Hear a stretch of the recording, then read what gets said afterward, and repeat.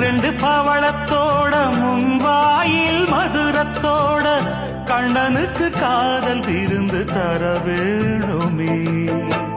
தொட்டு தொட்டு சுகமும் கூட சுதியோடு கலந்து பாட விட்டு விட்டு விலகி ஓட முடியாம போகுமே.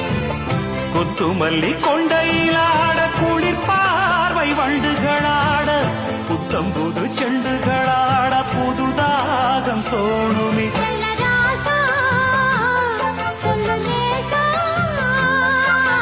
ராசா இந்த ராசா இந்த ராணியோட பொருத்தமே.